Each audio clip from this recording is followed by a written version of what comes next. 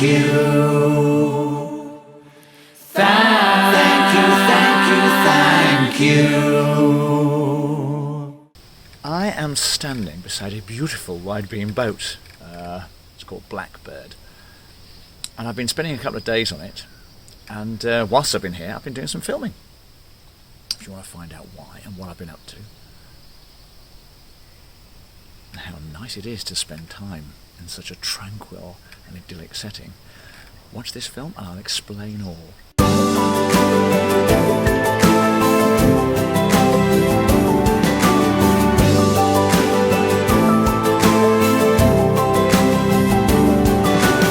Welcome aboard another Widebeam. You might have seen the film Mike and I made recently, which is when we went on a Widebeam boat. Never been on one before, really enjoyed it, thought it was really nice. And as it happens, I am once again standing on a Widebeam boat.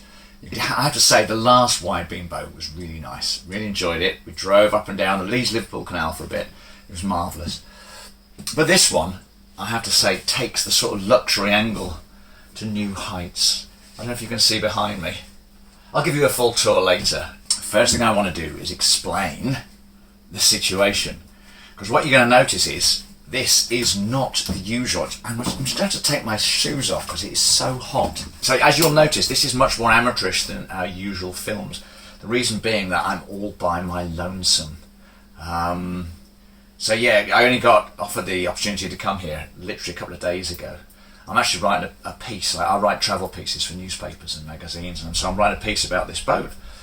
And I have to say, I suspect it'll be a rather glowing review because it is pretty gorgeous. But anyway, I thought while I'm here, it'd be fun to make a film. But because I'm by myself, there's only a double bed, you see. Although I suppose someone could sleep on the sofa maybe, but anyway, there's only a double bed. And also Mike's working, so I'm all by myself. So this time, all we've got is me and this, which is my phone camera. It's not, and you know what? It's not even the best one. It's the selfie one, so I can make sure I'm getting the right framing. So yeah, this won't be the usual standard of film. I do apologise, but I just wanted to share it with you. It is, yeah. If you weren't sure about whether to go on board a narrowboat or not, or a Widebeam or not, this could be the perfect solution. Because we're not on a canal, we're not on a river. If you look out the window, you see water. Better than just water.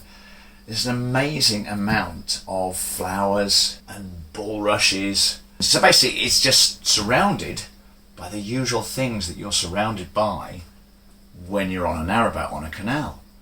But dun dun dun, here's the magic ingredient. We're not on a canal. I'm not on a canal. We are in Devon and we are on a lake. It's about sort of 20 minutes drive to Bude, which is a seaside town. I drove down on my beautiful Bumblebee yellow motorbike, which actually matches my t-shirt, I realised. Beryl, the beautiful Bumblebee bike.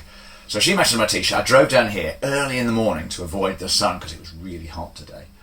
And I arrived here. So, here's the thing. We're not on a canal. We're on a lake. But we can't move round. There is no engine in this boat. Where there's usually an engine at the back of the boat, which is that way, there's just like a nice little place to sit and like sort of store things. There's no engine on this boat, so you can't move. You're totally stationary, so there's no locks to worry about. There's no steering, no driving, no reversing, no parking. You just stay here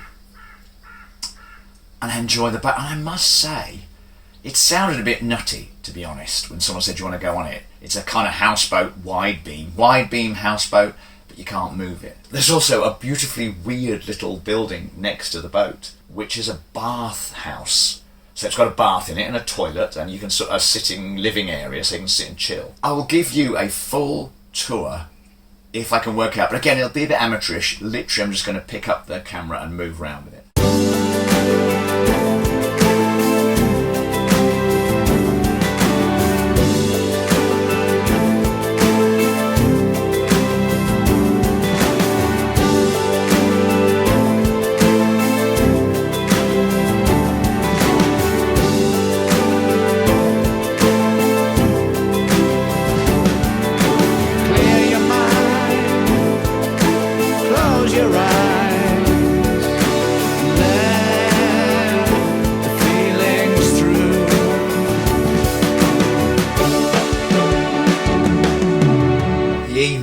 day 2.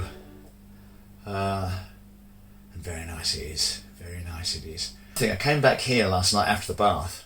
Literally, it was like watching a show.